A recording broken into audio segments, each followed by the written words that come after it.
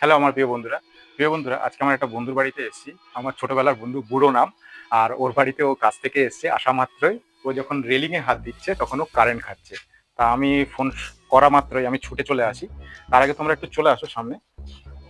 এই যে আমার বন্ধু কারেন্ট খেয়ে চুপচাপ বসে আছে। এবার তোমাদের দেখাচ্ছি, এটা হচ্ছে আমাদের ভোল্টেজ টেস্টার, যেটা দিয়ে কিন্তু আমাদের শো হচ্ছে না। কিন্তু এবার একটু তোমরা ফলো করবে, এটা থেকে থেকে আসছে, থেকে থেকে যাচ্ছে।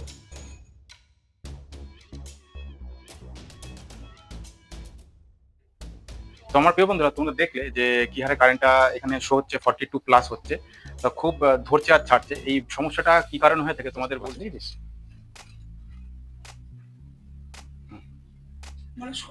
তো আমাদের এখন ফ্যানটা অফ হয়ে গেছে, এখন আমরা ধরে দেখছি, কোনো অসুবিধা নেই। তুমি একটু ধরে দেখো।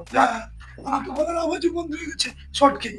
আগে এবার ঠিক আছে, এবার ঠিক আছে। আগে তো ধরতেই পারছিলাম। আগে তো ধরা যাচ্ছিল না, ছিটকে ফেলে দিল আমাকে বাবা রে। আচ্ছা, এবার চলো। এবার কি কারণ হয়েছে সেটা তোমাদের দেখো।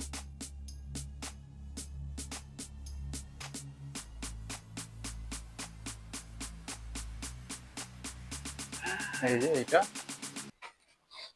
এই ছিল, এই যে এটা সেটা ছিল। এই তারটা আমাদের এখানে টাচ হয়েছিল, এই যে টাচ হচ্ছে, তার জন্য কি হচ্ছে, এটাকে এখন করবো আমরা টেপ।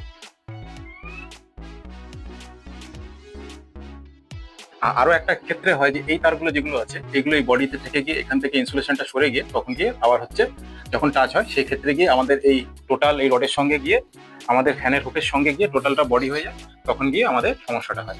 আশা করি আমাদের এখানে সমাধানটা হয়ে গেছে। এখন হচ্ছে আমরা ফ্যানটাকে চালাবো। চলো। চলো এবার বাইরে চলো, আগে দিকে ফ্যানটা চালাও। প্রিয় বন্ধুরা, তোমরাও যদি এরকম পরিস্থিতির সম্মুখীন হয়ে থাকো কিংবা পাখার অন্য কোনো সমস্যায় যদি এরকম পরিস্থিতির সম্মুখীন হয়ে থাকো, তাহলে কিন্তু অতি অবশ্যই কমেন্টে জানিও। আর হচ্ছে না, এবার ঠিক আছে, ফ্যানও চলছে, এটাও ঠিক আছে। ঠিক আছে, ঠিক আছে, এবার ঠিক আছে। আগের মতন তো পারছে না না। না, মারছি না তো। আগে তো খুব মারছিল তো। হ্যাঁ, তাহলে ভালো হয়েছে। এবার ঠিক আছে, এবার ঠিক আছে। তো প্রিয় বন্ধুরা তোমরা দেখলে যে আমাদের ফ্যানের থেকে সাধারণত এই সমস্যাগুলো হয়ে থাকে। আর এই ক্ষেত্রে কিন্তু ফ্যানে সবসময় আর্থিং করা উচিত। যদি এই আর্থিংটা করা থাকতো তাহলে আজকে আজকে সেফটি হিসাবে আমাদের ফিউজটা হচ্ছে ট্রিপ করে দিতে পারতো, কিংবা যদি এমসিবি লাগানো থাকতো সেক্ষেত্রে কিন্তু ট্রিপ হয়ে যেত। তাই আমরা প্রবলেমটা যখন পেলাম সলিউশনটাকে এইভাবে করলাম। আর তোমরা সবসময় চেষ্টা করবে যখনই নতুন কোনো ওয়ারিং করো কিংবা পুরোনো ওয়ারিং করো, ফ্যানে অন্তত একটা আর্থিং দেওয়ার চেষ্টা করবে।